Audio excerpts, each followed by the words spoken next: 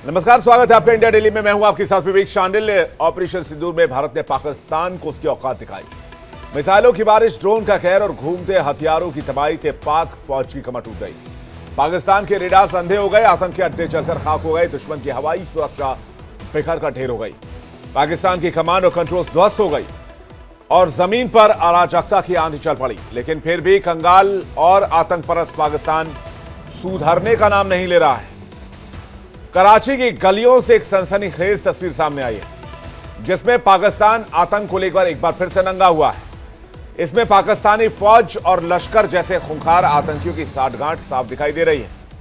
ये तस्वीरें सबूत हैं कि मुल्ला मुनीर पाकिस्तान को आतंकियों के हाथे बेच चुका है और शहबाज शरीफ वो तो अब इतने तुर्की, ईरान और अजरबैजान के दर पर मजबूर हो चुके हैं कि कटोरा लेकर भीख मांगने पहुंच गए हैं और इन मुल्कों के तलवे चाट रहे हैं। पाकिस्तान की हालत इतनी दयनीय हो गई है कि हर कोई इस गिरते हुए मुल्क को देख रहा है। बड़ा सवाल यह है कि क्या पाकिस्तानी सेना और आतंक का एक गठजोड़ पाकिस्तान को तबाह करके ही दम लेगा? क्या मुल्ला मुनीर पाकिस्तान को आतंकियों के हवाले करने की कसम खा चुके हैं? इसी टॉपिक पर आज करेंगे डिबेट, लेकिन उससे पहले सवाल यह कि क्या आतंकियों के हाथ बिक गया पाकिस्तान? क्या पाकिस्तान की आवाम को, पाकिस्तान की सरकार को, पाकिस्तान की सेना को अब आतंकी ही चला रहे हैं?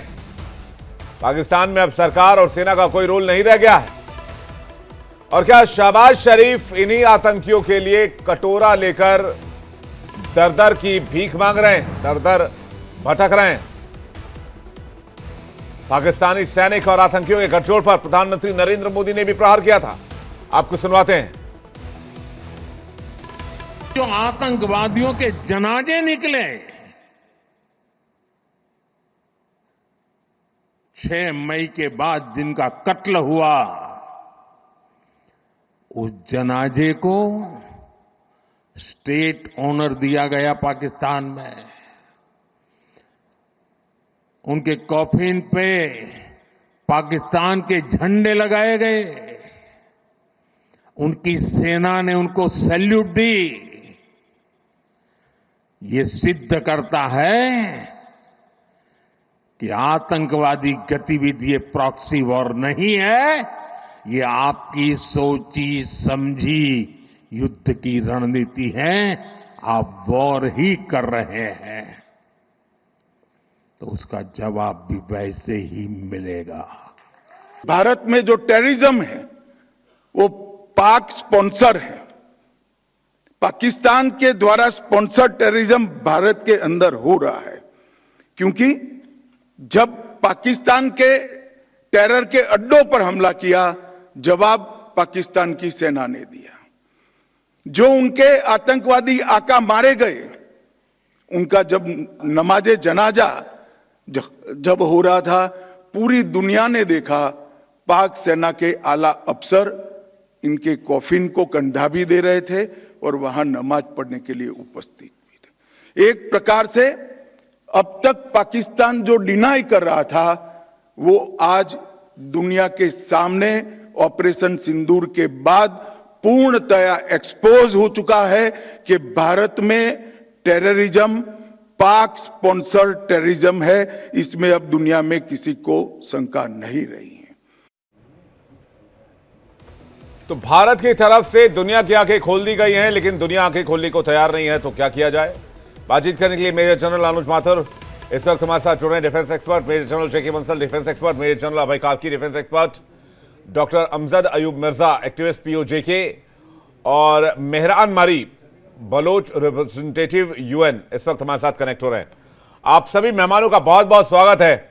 मैं सबसे पहले मिर्जा साहब आपसे शुरुआत कर रहा हूं, क्योंकि पाकिस्तानी फौज और आतंकियों के इस रिश्ते को आपसे बारीकी अगर इंडियन आर्मी से ज्यादा या फिर इनके बाद कोई जानता होगा तो आप ही जानते होंगे, क्योंकि आप लोगों ने इनके जुल्म सितम को सहा है, आप लोगों ने इनके गठजोड़ को देखा है और बर्दाश्त भी किया है, इनके खिलाफ लड़ाइयां भी छेड़ी हैं।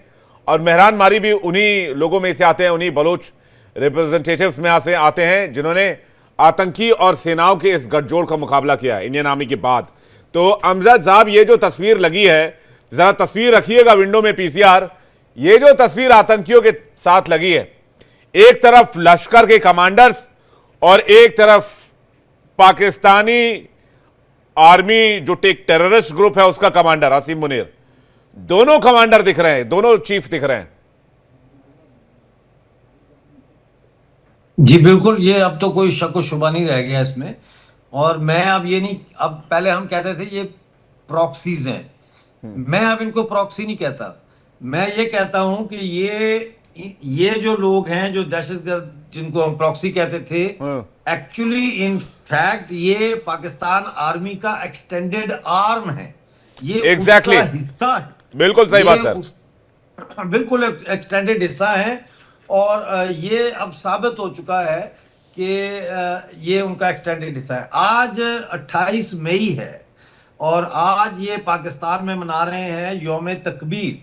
अब यौम तकबीर ये 27 साल पहले जो इन्होंने बलूचिस्तान में एटमी धमाके किए थे 28 मई 1998 को, उसका 27 साल हो गए।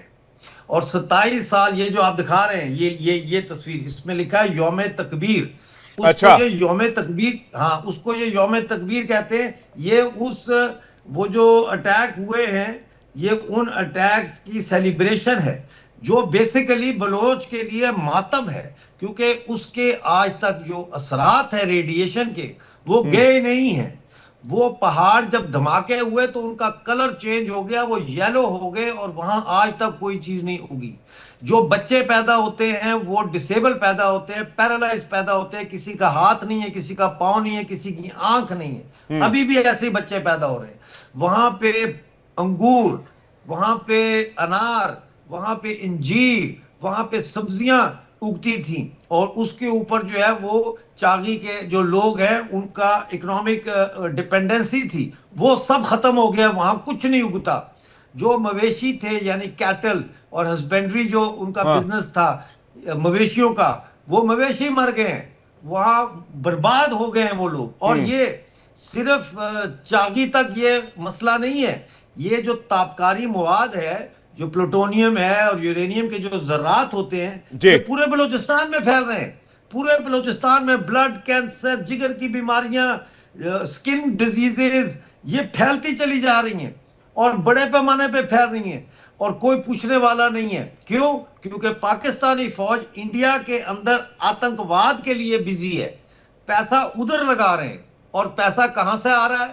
पैसा आ रहा है IMF से और पैसा आ रहा है बलूचिस्तान के जो नेचुरल रिसोर्सेज की लूट मार है, वहां से पैसा आ रहा है, वहां से ये फंड कर रहे हैं इस टेररिज्म को। तो मैं इससे ज्यादा क्या कहूं, मुझे मैं अच्छा, ये जो तस्वीर है, मैं पीसीआर से रिक्वेस्ट करूंगा एक बार फिर से तस्वीर लेकर आए। उस तस्वीर में आपको कौन कौन दिख रहा है? आप किसी को आइडेंटिफाई कर पा रहे हैं?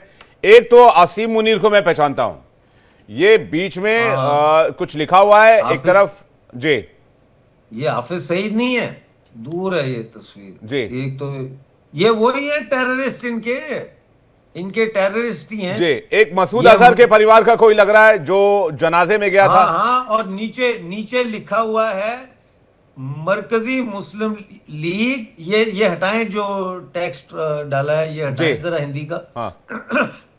ये हटाएं हिंदी का टेक्स्ट और फिर दोबारा दिखाएं वो तस्वीर। देखें ना, तकबीर कॉन्फ्रेंस जगह जगह।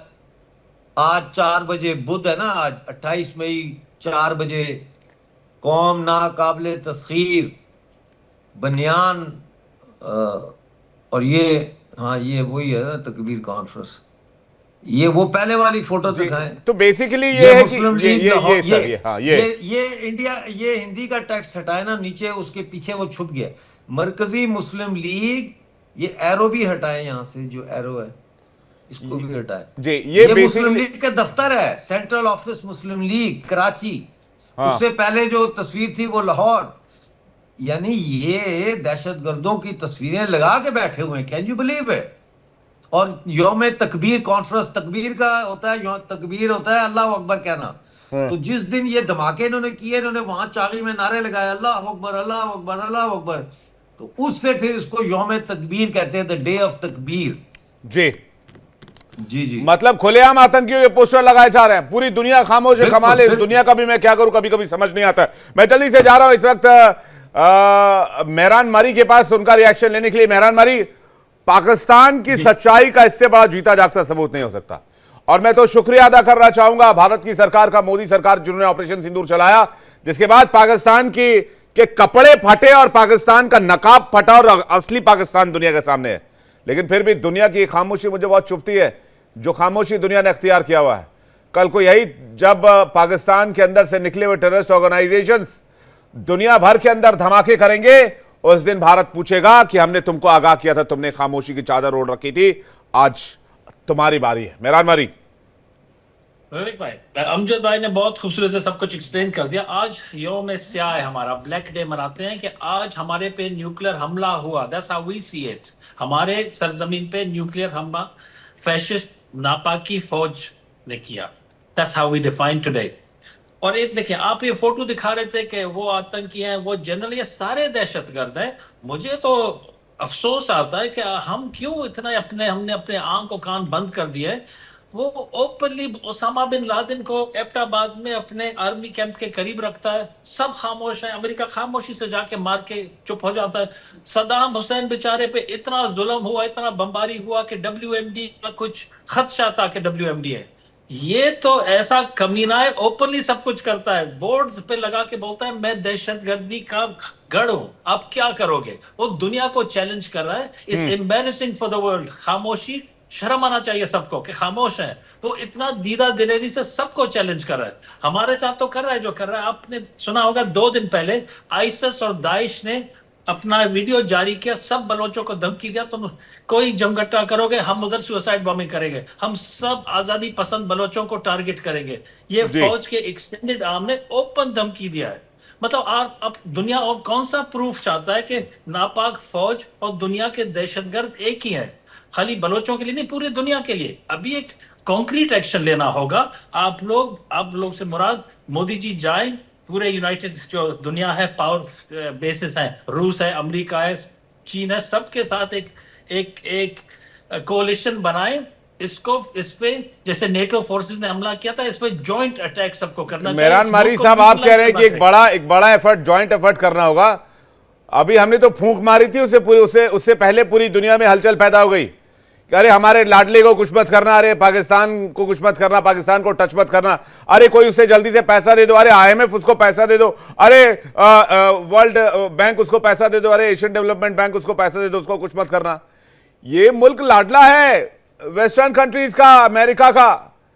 ये एक तरह से वो मुल्क है जो पैसे के लिए इन देशों के लिए कुछ भी कर सकता है।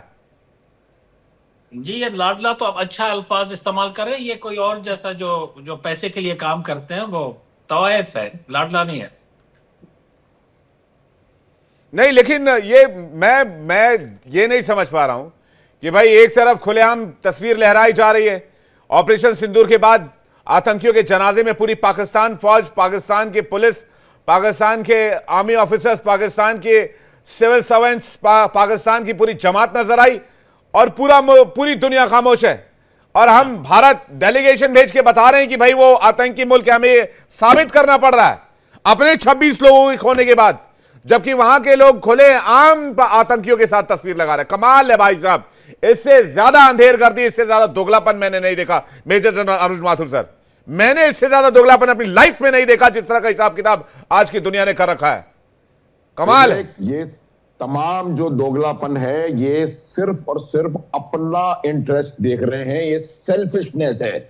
विवेक, मैं आपको पहले तो 2-3 बातें बताऊंगा। एक बात जो मैं जिस दिन ये हमला हुआ है सिंदूर, उसके बाद से लगभग रोज आपको बता रहा हूं कि अब पाकिस्तान के ऊपर, पाकिस्तान की सेना के ऊपर दबाव टेररिस्ट का आएगा और वो ये कहेंगे उनको कि भाई आपने हमारे इतने मरवा दिए और उसका क्या बदला लिया, हमारे को क्या मिला। ये जो तमाम आप फोटोग्राफ देख रहे हैं, जो तमाम इनकी बातचीत देख रहे हैं, वो सब इस बात को बताता है कि वो उनके ऊपर पूरी तरह से दबाव है। और वो दबाव है टेररिस्ट ऑर्गेनाइजेशन की तरफ से, ये दबाव है हाफिज सईद की तरफ से, ये दबाव है मौलाना मसूद अजहर की तरफ से, जो कहता है कि मेरे आपने पूरा परिवार मरवा दिया। हालांकि उसको 14 करोड़ देके उसके झुंझुना उसके मुंह में डालने की कोशिश की गई है। दूसरी बात, जब हम आतंकवादियों से पाकिस्तान की सेना मिली हुई है का बात कर रहे हैं, मैं ये कह रहा हूं कि आतंकवादियों का सबसे बड़ा सरगना फील्ड मार्शल असीम मुनीर है। तो इसमें मिले होने का सवाल नहीं है, वो पूरी सेना ही आतंकवादी है, उनकी पॉलिसी आतंकवादी है, उनका काम करने का तरीका आतंकवादी है।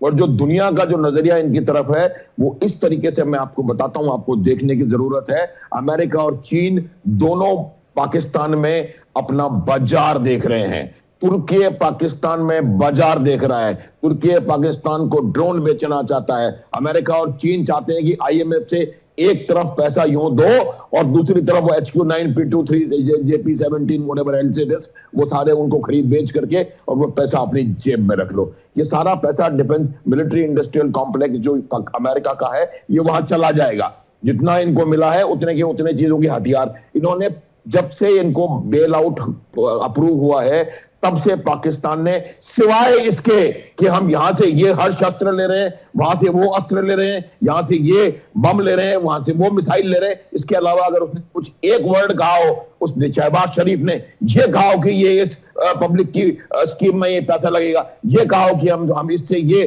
सोशल वेलफेयर की स्कीमें चलाएंगे, कुछ नहीं, सिर्फ हथियार खरीदने की बात कर रहे हैं, सिर्फ असला बारूद खरीदने की बात कर रहे हैं। इसमें अब आप शक क्या रह गया है कि ये लोग आतंकवादी हैं और इनसे ज्यादा बड़े आतंकवादी अमेरिकन हैं, उसके बराबर के आतंकवादी चाइनीज हैं। अपना हथियार बेचने के लिए उन्होंने यूक्रेन बर्बाद करवा दिया, अपना हथियार बेचने के लिए वो ताइवान को बर्बाद करने के लिए तैयार बैठे हैं, दक्षिण कोरिया को बर्बाद करने के लिए तैयार बैठे हैं, गाजा मटिया मेट करवा दिया। सिर्फ और सिर्फ उनका मिलिट्री इंडस्ट्रियल एरिया, सबसे बड़े आतंकवादी वो हैं और इसीलिए वो इन आतंकवादियों के साथ मिले हुए हैं विवेक। और ये पाकिस्तान, ये फोटो में मुझे कोई अचंभा नहीं हुआ। इससे पहले वाले चैनल में यही पूछा था सर, मुझे भी अचंभा नहीं हुआ, frankly I am telling you sir, surprise at all. जी माथुर सर, मुझे भी अचंभा नहीं हुआ और देश का कोई नागरिक अचंभित नहीं हुआ होगा। लेकिन मैं अचंभा किस बात को लेकर हूं कार्की सर और बंसल सर, मैं अचंभित इस बात को लेकर हूं कि इंडिया ने अपने 7 डेलीगेशन भेजे, 51 सांसद भेजे हैं और कई जो प्रबुद्ध लोग हैं वो भी गए, सिर्फ और सिर्फ ये बताने के लिए दुनिया को कि पाकिस्तान और टेररिज्म का क्या कनेक्शन है। लेकिन आप देखिए कि वहां पर खुलेआम आतंकियों के साथ आर्मी चीफ की तस्वीर लगाई जा रही है। ऑपरेशन सिंदूर के बाद जो तस्वीर आई उसको पूरी दुनिया ने देखा। मैं ये फिगर आउट नहीं कर पा रहा हूं ये किस तरह की डिप्लोमेसी इस दुनिया में चल रही है, ये दुनिया किस ट्रैक पर जा रही है कि पाकिस्तान को कोई कुछ नहीं बोल रहा है। भारत अपनी जो इनोसेंसी या फिर अपनी जो एक मर्यादा वाली बात होती है उसको प्रूव करने के लिए कि हमने सही एक्शन लिया पाकिस्तान के ऊपर, उसको लेकर डेलीगेशन भेजना पड़ रहा है। देखिए नमस्कार विवेक जी, ये जो है कोई इनोसेंस प्रूव करने की बात नहीं है, ये तो ये बताने के लिए है कि जो अभी हम डिस्कस कर रहे हैं कि जो पाकिस्तान की सेना एक टेररिस्ट सेना है और ये टेररिस्ट को बढ़ावा दे रहे हैं। और जो हमारे प्राइम मिनिस्टर ने कहा है कि हम पाकिस्तान की गवर्नमेंट और टेररिस्ट को दोनों को अलग अलग नहीं समझेंगे, तो उसको ही कन्वे करने के लिए की बात है। और जो ये 3 चीज़ जो हमारे प्राइम मिनिस्टर ने बोली हैं कि भाई जो है ये एक तो न्यूक्लियर ब्लैकमेल नहीं चलेगा, दूसरा ये एक न्यू नॉर्म है, तो इन सबको बताने के लिए भेजा और सभी लोगों ने इसके लिए कन्विंस हुए हैं। अब जो है यहाँ पर ये चले गए मुल्ला मुनीर और शहबाज शरीफ यहाँ पे जो गए थे तुर्की में। अब बात यहाँ पे आती है फिर करके ये कि ये जो अपने आप को मुल्ला मुनीर को जो प्रमोशन दिया गया है वो किस बात का दिया गया है कि भाई उन्होंने क्या किया। ये जो है पाकिस्तान के लिए बहुत ही एक दुखद पूर्व है। और क्या है कि उससे अपनी जो ये इनके आतंकवादी है या जो पाकिस्तान की सेना जो ये भारत का डर दिखा के अपने आप को जो वहाँ को लूटती रहती है वो और ज़्यादा लूटेगी। और लूटने में उन्होंने अपना रक्षा बजट बढ़वा लिया, पहले 12% बढ़ाया, फिर 18% बढ़ाया। तो इस प्रकार से जो पैसा आ रहा है बाहर से कहीं से भी हो, वो IMF से है या वर्ल्ड बैंक से है, वो सारा फौज खा जाएगी। और फौज करने के बाद में जैसे कि बिल्कुल ठीक कहा गया कि ये एक्सटेंडेड आर्म्स है आतंकवादी क्या है कि आतंकवादी जो हैं ये पुलिस जो आर्मी के ही लोग हैं और आतंकवादी के रूप में जाकर के इधर उधर अटैक करते हैं। जैसे भारत में भी आए थे तो सारे इनके तो कमांडो वगैरह होते हैं मोस्टली जो पाकिस्तान की सेना के, लेकिन ये अपने आप को पल्ला झाड़ने के लिए कि हमारा इनसे कोई मतलब नहीं है वो दिखा देते हैं। लेकिन ये आतंकवाद जो है यही करते हैं। लेकिन मुझे लगता है कि अब तो थोड़ा सबक मिल गया है और उनको कई बार सोचना पड़ेगा। और मोदी साहब ने तो ये कह दिया कि भाई वहाँ की जनता को भी सजग कर दिया कि भाई या तो आप अपने जो है आपको यूथ को और पाकिस्तान की जनता को सामने आना पड़ेगा आतंकवादी को खत्म करने के लिए, और आप अपनी रोटी खाओ, अगर आप रोटी नहीं खाते तो मेरी गोली तो है ही। तो अब जो वहाँ की जनता अगर समझ जाए तो हो सकता है पाकिस्तान का उद्धार हो जाए, नहीं तो पाकिस्तान तो बिल्कुल एकदम कंगाली के गर्त में जा रहा है। और एक दिन ऐसा आएगा कि वहाँ जो बिल्कुल सिविल वार होगा, क्योंकि खाना नहीं मिलेगा, पानी नहीं मिलेगा, और जो बुरा हाल होने वाला है पाकिस्तान का, तो पाकिस्तान छिन्न भिन्न हो जाएगा। उधर से जो है इमरान खान ने तो जेल से ताल ठोकना शुरू कर दिया सर। आप जो सिविल वॉर की बात कर रहे हैं उसकी आहट मिलने लग गई है। इमरान खान ने पूरे पाकिस्तान को इस्लामाबाद इकट्ठा होने को कहा है और कहा है कि मौजूदा सरकार को अगर उखाड़ फेंकना है तो जमा होना होगा, एकत्र होना होगा। और आसिम मुनीर से कहा है कि इसको मैं जनरल नहीं मानता, इसने खुद को फील्ड मार्शल की उपाधि दे दी, ये चाहे तो खुद को राजा भी घोषित कर सकता है। मैं आसिम मुनीर के सामने सरेंडर नहीं करूंगा, झुकूंगा नहीं, इसके खिलाफ लड़ाई जारी रखूंगा। तो ये एक सिविल वॉर की शुरुआत हो गई। लेकिन मेरा जो इस वक्त मेरा जो सवाल है, स्पेशली मैं जो देख पा रहा हूं, वो जो डबल स्टैंडर्ड है वो मुझसे हजम नहीं हो रहा है। एक तरफ अमेरिका जैसा मुल्क दुनिया के तमाम बड़े मंचों पर जाकर कार्की सर ये कहता है कि हमें जो है टेररिज्म के खिलाफ मुकाबला करना है, हमें आतंकवाद के खिलाफ लड़ाई लड़नी है। आतंकवाद के खिलाफ लड़ते लड़ते 20 साल अफगानिस्तान में रहा और अफगानिस्तान को तबाह कर दिया, इराक सीरिया को तबाह किया आतंकवाद के नाम पर। वियतनाम के ऊपर हमला किया था, वो आतंकवाद के लिए नहीं था लेकिन किसी और पर्पज से था। वो अपनी मोनोपॉली चलाने के लिए दुनिया भर के मुल्कों में जाकर अटैक करते रहे, परमाणु बम गिराते रहे। लेकिन आज जब भारत की बारी आई, जिसे हम अमेरिका को काफी क्लोज अलाई मानते थे, उस समय में भी पूरी दुनिया एक तरफ हो गई और भारत एक तरफ हो गया। जी विवेक, जय हिंद। जय हिंद सर। ये एक बहुत लोगों को अजूबा लग रहा होगा, लेकिन मेरे को इसमें कुछ अजूबा नहीं लग रहा है, क्योंकि ये दोगलापन दुनिया की ये रीति है। और दूसरा, जो पाकिस्तान ने क्या करा है, जो उसकी जो स्ट्रेटेजिक लोकेशन है, जो सामरिक उसकी जो जहां पे वो है, वो हमेशा से दुनिया में महाशक्तियों का एक रणभूमि रहा है, पाकिस्तान अफगानिस्तान, क्योंकि ये सेंट्रल एशिया, रशिया, इंडिया, इनको कनेक्ट करता है। तो ये आज की तारीख में देखा जाए, अपने पोर्ट वार्म वाटर रेवन सी के लिए आने के लिए चाइना को पाकिस्तान की जरूरत है। इंडिया को एक तरफ से बिल्कुल दबा के रखने के लिए चाइना को पाकिस्तान की जरूरत है। अपने हथियारों की शोकेस करने के लिए इंडिया से लड़ाई करना चाइना की एक चाल है। अमेरिका ने अफगानिस्तान से निकल गया, पाकिस्तान में उसको अभी भी जैकोबाबाद बेस वगैरह चाहिए, क्योंकि उसके आगे के जो भी मंसूबे होंगे उसको अफगानिस्तान आने के लिए और कोई रास्ता नहीं है पाकिस्तान के थ्रू है। एक तो ये हो गया जो है। दूसरा, आज की तारीख में दुनिया जो है उसमें इतनी चीजें हो रही हैं, लेकिन जो बाहर की शक्तियां, उनका सबसे बड़ा हाल चल रहा है चाइना अमेरिका की ट्रेड वॉर पे। सबको अपने पैसे गिनने हैं। उसके बाद आता है, क्योंकि गोरी चमड़ी है, तो यूक्रेन और रशिया की लड़ाई उनके नंबर 2 पे आती है। तीसरे नंबर पे आता है इजराइल और हमास का, और उसके बाद चौथे नंबर पे आता है इंडिया पे जो टेररिज्म हो रहा है। जहां तक हिंदुस्तान पे आतंकवादी का सवाल है, उनके लिए मतलब नहीं है। जिस दिन जंग छिड़ गई थी तो न्यूक्लियर कुछ प्रॉब्लम ना हो जाए, इसलिए 4 दिन के लिए दुनिया का फोकस यहाँ पे था। अभी उनको पता है हिंदुस्तान एक शांति प्रिय देश है, ये कुछ नहीं करेगा, इसने एक बार बंद कर दिया तो बंद कर दिया। अब वो जो है पाकिस्तानी की गुंडागर्दी या हीरा मंडी जो है वो चलता रहेगा। तीसरा, वेस्ट वालों की एक मजबूरी है, क्योंकि पाकिस्तान एक बिगड़े हुए बच्चे की तरह अपने सिर पे बंदूक रख के चलता है कि ये नहीं करोगे तो मेरे न्यूक्लियर जो बम है वो आतंकवादियों के हाथ पड़ जाएंगे। अगर पाकिस्तान टूट गया तो ये हो जाएगा, अगर पाकिस्तान ये हो गया, वो अपनी एक्सिस्टेंस या अपने अस्तित्व को टूटने को ही एक हथियार बना के दुनिया को परोसता है। और वेस्ट वाले जो है वो कहते हैं ठीक है रहने दे, क्योंकि पाकिस्तान में सिर्फ एक फौज है जो एक इंस्टीट्यूशन पूरे देश में चलता है, हम उसको कुछ नहीं करेंगे, उसको गिरने नहीं देंगे।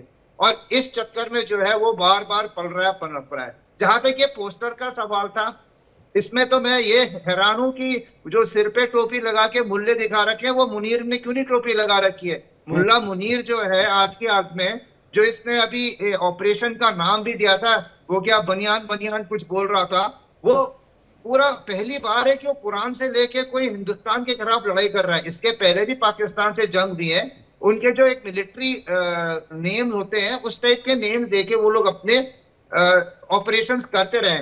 लेकिन ये तो हर जगह अल्लाह का नाम लेके, जिहाद का नाम लेके, ये आर्मी चीफ खुद अपनी जो सेना है उसको रेडिकलाइज करके एक अल्लाह की फौज, एक जिहादी फौज बना रहा है। तो इनमें दोनों में फर्क करने का कोई मतलब नहीं है। और इंटरेस्ट की बात एक और है, एलईटी एक आतंकी घोषित एक टेररिस्ट ऑर्गेनाइजेशन है जो UN, USA, USSR, India, Japan, Israel और पता है कौन सा देश, पाकिस्तान ने भी उसको टेररिस्ट ऑर्गेनाइजेशन डिक्लेयर कर रखा है। लेकिन उसके साथ उसको पूरी परोसता पालता है और दुनिया कुछ नहीं कहती और ये कुछ नहीं कहेगी। ये इनके सर, हिंदुस्तान ने अपने पैरों पे खड़े होकर लड़नी है। इनके छाती पर जब बम फटेंगे, इनके छाती पर जब बम फटेंगे तब इनको टेररिज्म समझ में आएगा। 9/11 के बाद टेररिज्म समझ में आ गया था अमेरिका को, आनंद फानन में दिमाग खराब हो गया था। मैं देख रहा था अभी हाल में कई ऐसी डॉक्यूमेंट्रीज आई हैं, उस समय जो तब के राष्ट्रपति थे उनको जब बताया गया तो उनको यकीन ही नहीं हो रहा था, उनको पता ही नहीं था कि टेररिस्ट अटैक हो गया। और एक साथ तकरीबन 7 से 8 प्लेन हाईजैक किए थे इन लोगों ने। जब अमेरिका के ऊपर हमला किया था तब अमेरिका को समझ आया कि टेररिज्म नाम की कोई चीज होती है। इससे पहले भारत लगातार कहता रहा terrorism terrorism terrorism terrorism terrorism, नहीं। तो ये इनकी जब फिर से बारी आएगी तब इनको पता चलेगा टेररिज्म नाम की कोई चीज होती है, क्योंकि भारत फिर से पूरी दुनिया को आगाह कर रहा है। हमने अपनी सुरक्षा कैसे करनी है हमें पता है, हम कर लेंगे। हमें एक्सपर्टीज भी हो गई है इन भाड़े के पालतू टट्टुओं से लड़ने की, ये 2 कौड़ी के लोगों से। लेकिन दुनिया अपना क्या करेगी वो उनको समझ में आ जाएगा 2 मिनट में। कार्की सर कुछ कहना चाह रहे हो, उसके बाद मिर्जा साहब मैं आपके पास आ रहा हूं। कार्की सर जल्दी से। मैं ये कह रहा था कि ये जो ट्रंप एडमिनिस्ट्रेशन है अभी, इसने अभी तक कोई साउथ एशिया स्पेसिफिक अपने जो सीनियर ऑफिसर्स में नहीं किया। ये बहुत इनएक्सपीरियंस्ड है इस वाले इलाके के लिए, और यहाँ की जो बारीकियां हैं और जो पॉलिटिक्स है ये ट्रंप को समझ में नहीं आती। वो सब जगह जाके अपने फैमिली के कुछ फॉर्च्यून हो जाए, कुछ बिजनेस हो जाए। कहते हैं पाकिस्तान की सरकार ने इसकी फैमिली के जो चलाई हुई क्रिप्टो करेंसी है वो भी खरीद ली है। तो जब वो यूएसए का प्रेसिडेंट खुद अपने घर की बिजनेस चला रहा है, उसको कोई मतलब नहीं कि कौन अच्छा आदमी है कौन बुरा आदमी है, किसको मैंने मारना है किसको मैंने ये करना है। और पाकिस्तान के प्रधानमंत्री के बेटे को शायद ये पूरा टेंडर दिया गया है, ये क्रिप्टो वाला मामला। और क्रिप्टो, चूंकि पाकिस्तान एक करप्ट मुल्क है, वहां क्रिप्टो करेंसी भी चलाई जा सकती है, वो कुछ भी करेंगे क्रिप्टो को लेकर। दुनिया में कोई बोलने वाला नहीं, कोई पूछने वाला नहीं, कोई रोक टोक करने वाला नहीं। ब्लैक मार्केट में भी क्रिप्टो का इस्तेमाल कर लेंगे। एक पूरा सेटअप तैयार किया जा रहा है क्रिप्टो का, वर्ल्ड में सबसे बड़ा पाकिस्तान के अंदर, डोनाल्ड ट्रंप की मदद से। ये भी कितनी चौंकाने वाली बात है। अभी 85 करोड़ के इनामी आतंकी के साथ डोनाल्ड ट्रंप भाई साहब चाय पी रहे थे। तो ये तो उनको कोई मॉरल्स, कोई एथिक्स कुछ नहीं है। उसको तो सिर्फ पैसा चाहिए, और चाहे उसका देश डूबे चाहे कुछ डूबे, उसको अपने घर की जो धन दौलत है उसको बढ़ाने की है। और एक और पॉइंट था, अभी मैं एक इंटरव्यू सुन रहा था, एक कोई एक्स मेजर है पाकिस्तान आर्मी के, मेजर आदिल, उन्होंने तो ये बोला है कि ये जो पहलगाम ऑपरेशन था ये आसिफ मुनीर ने खुद कराया है डीजीएसआई को बोल के। और वो कह रहा था मेरे पास टेलीफोन नंबर्स और व्हाट्सएप चैट्स भी हैं कि ये इन्होंने ही कराया है। तो आज की तारीख में जैसा मोदी जी ने बोला, पाकिस्तान आर्मी और एलईटी और जेएमयू जो टेररिस्ट हैं, इनमें कोई फर्क नहीं है।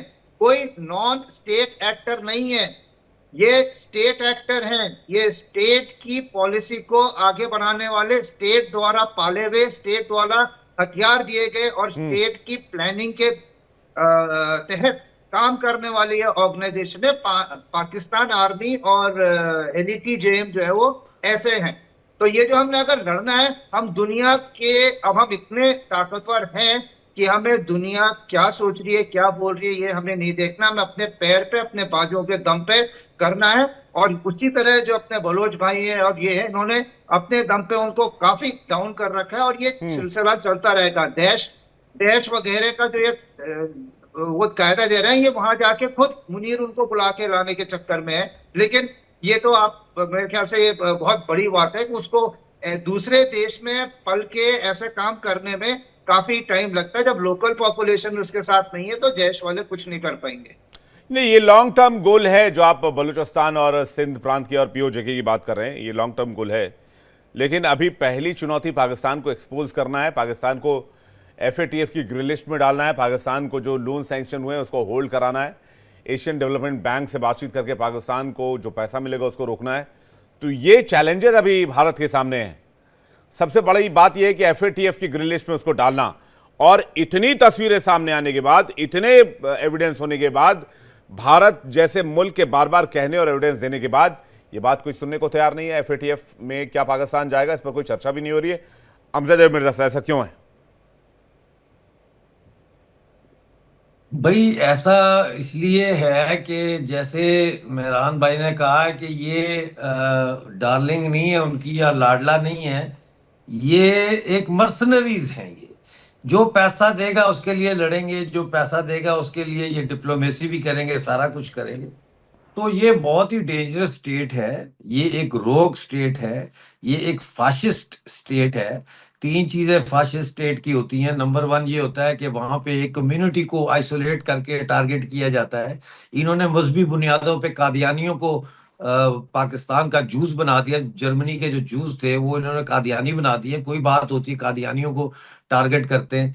उसके बाद यहाँ पे जो सिविल राइट्स के ह्यूमन राइट डिफेंडर्स होते हैं उनके ऊपर क्रैकडाउन होता है। अभी DGISPR ने कहा है कि डॉक्टर मारंग बलोच वो टेररिस्ट हैं, और दूसरों पे भी जो पूरे पाकिस्तान में जो ह्यूमन राइट डिफेंडर्स हैं या इकोनॉमिक राइट के लिए जो आवाज उठाते हैं उनको ब्रूटली क्रश किया जाता है।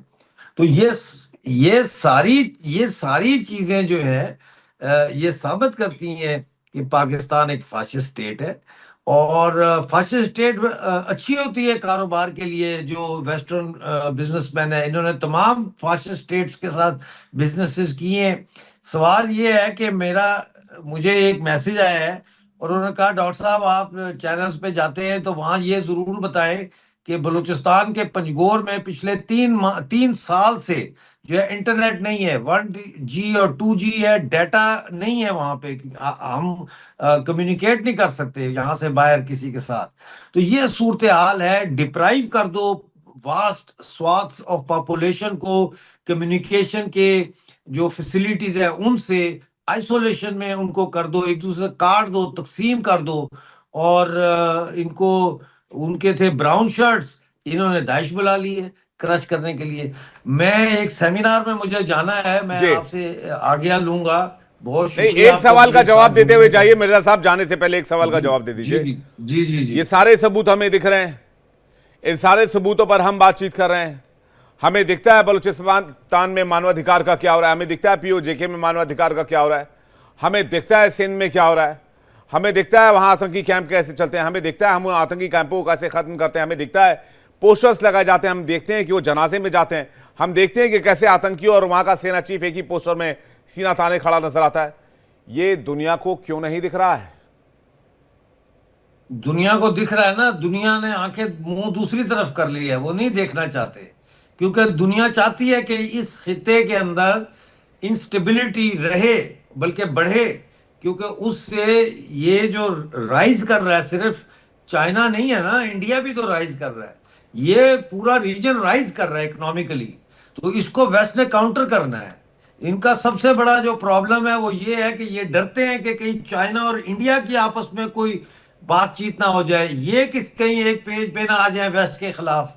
और उसके लिए ये इनकी एजेंसियां काम कर रही हैं कि चीन और हिंदुस्तान को आपस में लड़ा के रखो ताकि इस खित्ते के अंदर इंस्टेबिलिटी रहे। बीच में इन्होंने पाकिस्तान छोड़ा हुआ है कुत्ता काटने के लिए। ये है सूरत हाल। ठीक है मिर्जा साहब, आप आए, अपने हमारे साथ अपना कीमती वक्त साझा किया, बहुत शुक्रिया आपका हमारे साथ जुड़ने के लिए। माथुर सर कुछ कहना चाह रहे हैं? माथुर सर देखो, मैं आपको ये कहना चाह रहा हूँ बार बार कि हम किसको बताना चाहते हैं, क्या किसको हम प्रूव कर रहे हैं कि पाकिस्तान एक टेररिस्ट स्टेट है। सारी दुनिया को पता है, इसमें किसी को कोई बताने की जरूरत नहीं है। जो चीज मुझे और विवेक आपको नजर आ रही है वो चीज ट्रंप को भी नजर आ रही है, और वो चीज जर्मन चांसलर को भी नजर आ रही है, और वो चीज मैक्रोन को भी नजर आ रही है। सबको पता है पूरी दुनिया में पाकिस्तान क्या है। सर लेकिन उनका चश्मा अलग है। वजह बताता हूं, उसके अपने इंटरेस्ट हैं।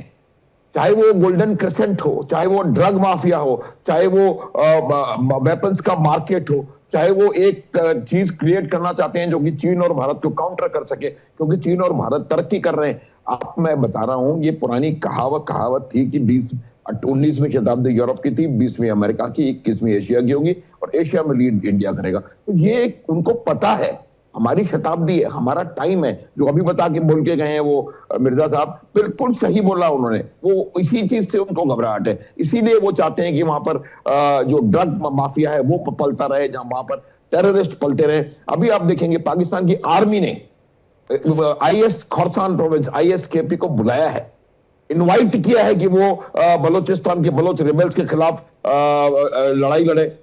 और वो ये उनके पास अपनी सेना तो बची नहीं है, वो तो आतंकवादी गुटों को बाहर से बुला करके उनको बलोच लिबरेशन आर्मी के खिलाफ खड़ा कर रहे हैं।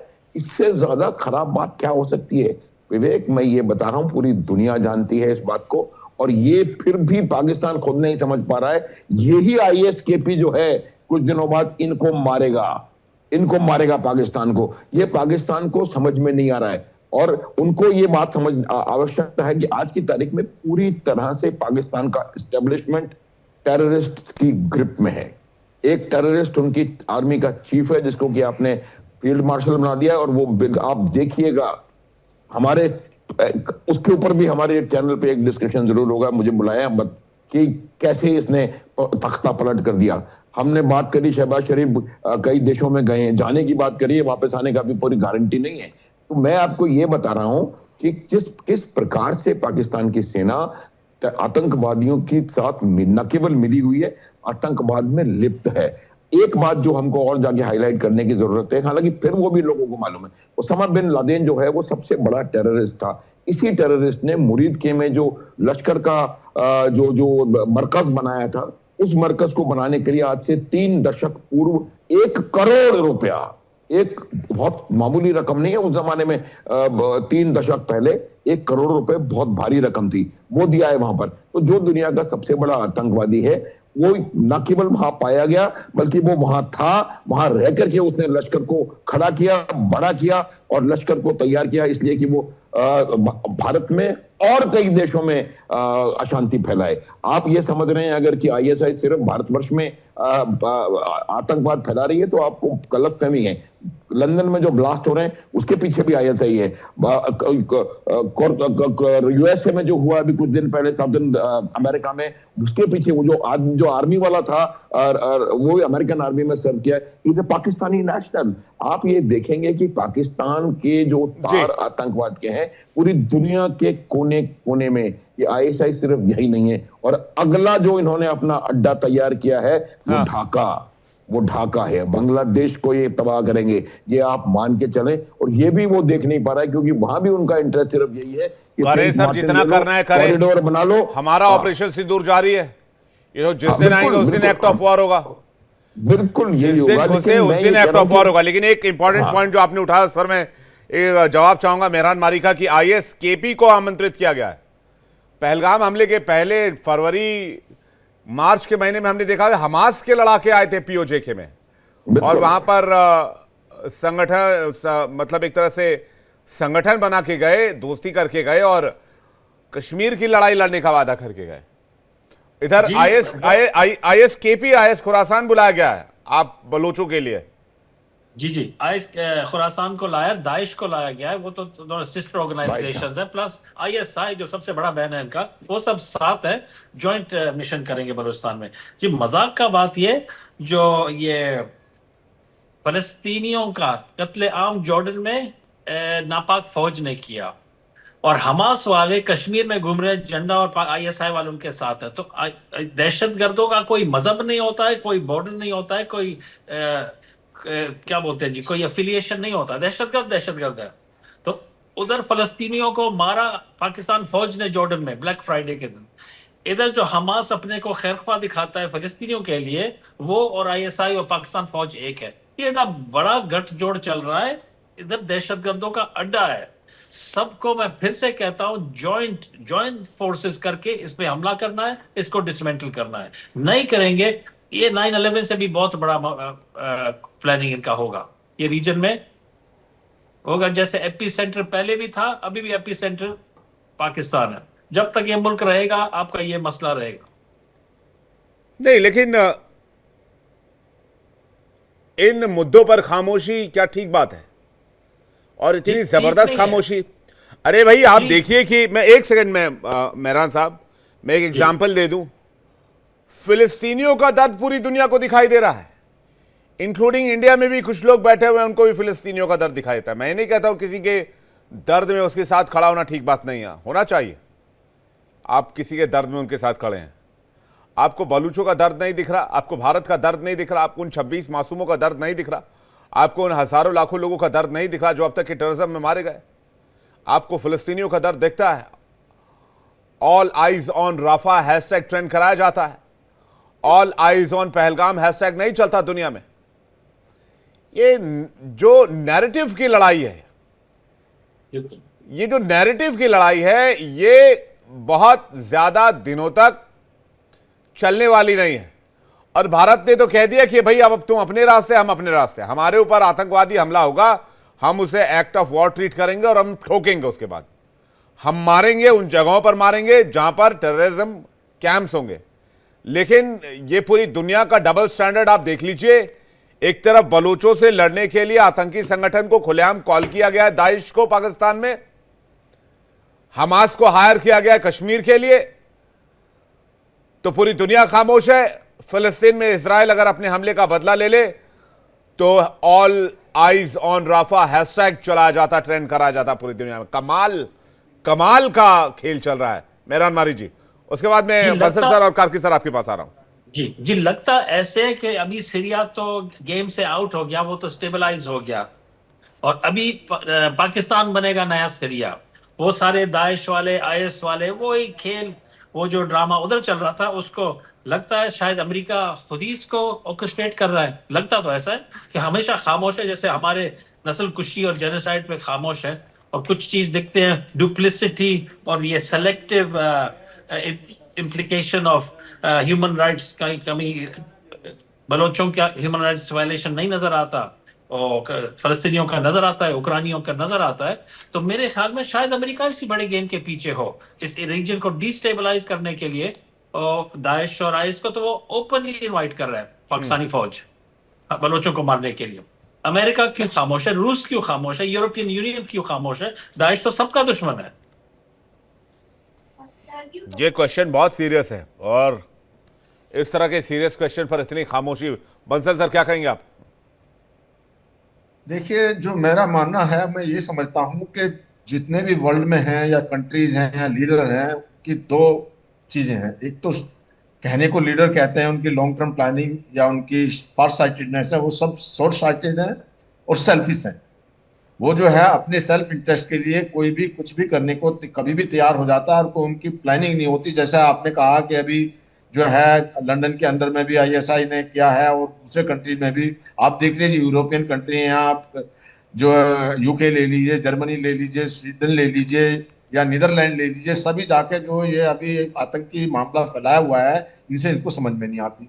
दूसरा जो है, मैं एक चैनल में था तो वहाँ पे हमास को हमारे इंडिया के अंदर में वो कह रहे थे जी वो तो फ्रीडम फाइटर है। मैंने कहा वो आतंकी है, जो आतंकी हैं अभी वो जो है, अब जैसा अभी बताया गया, वो कश्मीर में आए हैं, फरवरी के महीने में है, जब पाकिस्तान के टेररिस्ट ने उनको बुलाया तो वो पीओके के अंदर में आए थे। अब बताइए, पाकिस्तान के का जो टेररिस्ट है उनके साथ मिल रहे, जबकि भारत हमेशा फिलिस्तीन को सपोर्ट करता रहा, उसके बाद में भी ऐसी स्थिति है। जहां तक इस चीज का सवाल है, पाकिस्तान जो है वो अभी, मेरे को ये लगता है कि अब जो टाइम ये आ गया है, जैसे कि इजराइल कर रहा है कि अपना क्या इंटरनेशनल कम्युनिटी कह रही है, क्या हैशटैग चल रहा है, क्या दुनिया में प्रदर्शन हो रहे हैं, उसको एक तरफ रखो और जो करना है अपनी रक्षा के लिए करना पड़ेगा। वही भारत ने किया है। भारत ने हालांकि लोग दुनिया को कन्विंस करने की कोशिश की है कि जी हाँ यार, टेररिस्ट हैं, टेररिस्ट भेजते हैं यार, इनको सपोर्ट नहीं होना चाहिए। अगर कोई ठीक है बात समझ जाता है तो उनकी भलाई है, अगर कोई नहीं समझता तो उनको एक आगाह करने के लिए तो फिर भारत ने तो दो टूक बता दिया है कि ये अब कोई इस तरह का हमला होता है तो ये माना जाएगा कि ये पाकिस्तान की फौज ही हमला कर रही है, और अब तक तो हमने फौज को टारगेट किया नहीं था। अब सीधे अटैक जो है फौज के जो ठिकाने हैं उन पे होंगे अगर कोई इस तरह की स्थिति आ जाती है। क्योंकि अभी अगर पाकिस्तान टेररिस्ट को अलग समझता, तो जब हमने उनके 9 ठिकानों पर जब हमला किया था, जब उनको बर्बाद किया था, तो पाकिस्तान को खुशी होनी चाहिए थी और भारत का सपोर्ट करते कि जहाँ टेररिस्ट थे आपने अच्छा किया। लेकिन वो उनकी हिमायत में आए, और हिमायत में आने के बाद में जब उन्होंने ये किया कि दोबारा हमारे 15 जो जी। हैं उन पर अटैक किया, तो हमने उसको रिटेलिएट किया। फिर जब दोबारा उन्होंने हिमाकत की तो उनके जो 11 बेस हमने खत्म कर दिए। तो ये जो है ना, बार बार जो क्या करते हैं कि उनको पिटने की आदत है, अपना ही नुकसान कर रहा है। 6 बिलियन का नुकसान हो गया, $6 बिलियन का इनका। तो ये जो पाकिस्तान है, पाकिस्तान की जो आतंकी सेना है, और जो खासकर मुल्ला मुनीर है और जितना हार्डलाइनर है, इसके फादर जो है वो एक मौलवी है, तो ये पूरे पाकिस्तान को बर्बाद कर देगा। और मेरे ख्याल से अगर थोड़ा सा दम वहाँ की जनता दिखाती है और इमरान साथ में आ जाता है और फौज के अगेंस्ट में बगावत होनी चाहिए, और वहाँ रियल जो है नहीं, ये मैं इसको एक और लाइन में डिफाइन करना चाहूंगा। आप बिल्कुल सही कह रहे हैं, मैं आपकी बातों से सहमत हूं। कारगिल सर, दुनिया जो है वो इंक्लूडिंग इंडिया, भारत में भी आपने देखा होगा भाई, ऑटो एक्सपो लगते हैं, इन्वेस्टर्स समिट होते हैं, डिफेंस एक्सपो लगते हैं, इसके अलावा बुक फेस्ट लगता है। मैं पहला ऐसा मुल्क देख रहा हूं जहां टेररिज्म एक्सपो लग रहा है। टेररिज्म एक्सपोर्ट करने के लिए भाई आपको हमास चाहिए, हाँ वो भी मिल जाएगा, आपको टीटीपी चाहिए वो भी मिल जाएगा, आपको और क्या चाहिए, आपको आईएसआई चाहिए, हाँ वो मिल जाएगा, आईएसकेपी चाहिए, हाँ मिल जाएगा, दाइश चाहिए, हाँ मिल जाएगा, और ओसामा बिन लादेन चाहिए वो भी देंगे, दाऊद चाहिए वो भी देंगे, आपको और कोई आतंकी, कोई बहुत ड्रेडेड आतंकी चाहिए, बहुत जिसका डेटरेंस हो, वो भी मिल जाएगा। आपको चाहिए क्या, आप बताइए। अगर दुनिया के किसी भी मुल्क को आतंक की जरूरत है तो वो पाकिस्तान के टेररिज्म एक्सपो में जाकर आतंकी या फिर आतंकी गुट सिलेक्ट कर सकता है। यह फैसिलिटी पूरी दुनिया में अगर कोई मुल्क देता है तो वो पाकिस्तान देता है। इसके लिए पाकिस्तान की तारीफ होनी चाहिए। जी बेशक। देखिए, ये जो एक रेडिकल इस्लाम के द्वारा जो ये वायलेंट जिहाद दुनिया भर में जो आईएसआईएस ने शुरू किया था और दाइश में वो है, ये 15-20 साल से चल रहा है। और इन्होंने इतनी एक नस्ल पैदा कर दी है, जैसे कि आप अपने बच्चे को बोलते हैं आप अकाउंटेंट बन जाओ, या कि कोई बोलता है तू अगर मेडिकल करना है पीएमटी कर, इसके लिए ये चीज पढ़ाई कर। इन जो अभी ये जवान हो गए हैं, इनको सिर्फ लड़ाई, कत्ल और मारना ये सिखाया है, और वो भी धर्म के नाम पे उनको ब्रेन वॉश कर दिया है। तो ये पूरे आपके वेस्ट एशिया में आपको ये देखने को मिलता है। जिस हिसाब से सीरिया की लड़ाई चली थी, वही आपको अभी ये अफगानिस्तान पाकिस्तान के इलाके में लिखता है। ये लोग हैं, ये उसके अलावा कुछ सोच ही नहीं सकते, कुछ कर नहीं सकते। एक जगह की अगर लड़ाई खत्म होती है तो ये फाइटर्स या जो बिल्कुल ही जिहादी दिमाग के जो ये हथियार वाले आदमी हैं, ये अपने को अनएम्प्लॉयड सोचते हैं, और वो ये सोचते हैं कि मैं अब इस्लाम के नाम पे और कहां पे जाके काफिरों को मार दूं। तो इसलिए ये लोग जो अवेलेबल हैं, और पाकिस्तान जैसी जो गवर्नमेंट जो सेना है, जो खुद तो बलूचिस्तान और टीटीपी से लड़ नहीं पा रही है, वहां से भाग रही हैं, वो अब इनके लिए प्रॉक्सी चाहिए। तो ये इन लोगों को लेके अपने एक्सपो पे नहीं, वो सीरिया के एक्सपो से लेके आए हैं, जो कि यहाँ पे लड़ेंगे। खतरा इसमें यह भी है कि आईएसआई ने अभी बांग्लादेश में बहुत ज्यादा अपना कंट्रोल कर लिया पिछले 1 साल में, और वहां पे भी रोहिंग्या प्लस ये एक्सटर्नल जो फाइटर्स आएंगे इनके, ये भी हमारे लिए एक सिरदर्द बनेंगे, और इस पे हमें देना है। जहां तक कि वेस्टर्न ग्रिड है, वेस्टर्न फ्रंट है, कश्मीर है, मेरे ख्याल से हम बिल्कुल उस पर मुस्तैद है। और ये अगर ले भी आते हैं तो अब उसके सिर्फ एक हेड काउंट है, कब कौन मरेगा वो उसी के ऊपर है, हमें कोई चिंता की बात नहीं है। लेकिन हमारी सेंसिटिविटी बढ़ती है अगर ये नेपाल के थ्रू या बांग्लादेश के थ्रू ये नॉर्थ ईस्ट में एक्टिविटीज बढ़ाने के लिए इन लोगों को भेजना शुरू करें रोहिंग्यास के साथ मिलके, तो वो एक नया फ्रंट खुलेगा। और ये कौन इसको ऑर्केस्ट्रेट करेगा? चाइना को इसमें फायदा है, क्योंकि आपको याद है यूनुस जब गया था चाइना में, उसने बोला था नॉर्थ ईस्ट लैंड लॉक पे आप अदर से आ सकते हैं, कर सकते हैं। इनडायरेक्टली ये था वो। दूसरा, चीन को एक खुंदक है कि जो उसने माओइस्ट कॉरिडोर बनाया था, रेड कॉरिडोर इंडिया में, छत्तीसगढ़ से लेके झारखंड से लेके नीचे तक एक टर्न था, जब सब जगह माओवाद नक्सलवाद के खूनी खेल चल रहा था। वो ऑप सिंदूर के साथ हमारे नजर में नहीं आया। पूरा का पूरा नक्सलवाद वो रेड कॉरिडोर चीन द्वारा बनाया गया, वो खत्म कर दिया है। इसलिए अब एक नया उनको फ्रंट खोलना है इंडिया को टाई डाउन करने के लिए। इंडिया को नीचे लाने के लिए चीन भी मशक्कत कर रहा है और वेस्ट को भी सूट करता है कि ये चीन और इंडिया लड़ते रहे और दोनों की जो मिली हुई इकोनॉमी है वो हमें आके चैलेंज ना करे, और जो वर्ल्ड ऑर्डर हम बोलते हैं वैसे ही ऑर्डर हम देते रहे और वैसे ही वर्ल्ड चलती रहे। तो ये पूरा खेल है। जहां तक ये दाइश आते हैं चाहे कोई भी आते हैं, ये हमें इसकी इतनी चिंता नहीं करनी चाहिए, क्योंकि हमारा काउंटर इंसर्जेंसी ग्रिड है, जो हमारी इंटेलिजेंस है वो काफी महफूज है और हम इनको कर देंगे। ज्यादा हुआ और अगर दोबारा हमारे वहां आतंकी हमला हुआ तो मोदी जी ने कल बता ही दिया है कि क्या होगा, और इसीलिए उन्होंने पाकिस्तान के यूथ को आगाज दिया। कल मोदी जी ने पाकिस्तान के युवा यूथ को बोला है कि अपनी रोटी कमाओ, सही जगह पर रखो, ये आतंकवादी और आतंकी सोच से आप दूर रहो, और अपनी सरकार को भी बोलो कि सुधर जा और अपनी चैन की रोटी खाओ, नहीं तो ये टेररिज्म के लिए हमारी गोली तो है ही है। तो ये एक हमारे लिए एक बहुत बड़ी चिंता का नहीं, लेकिन सतर्कता रखने का विषय जरूर है। नहीं, और आत्मनिर्भर फैसलों के मामले में भी होना होगा।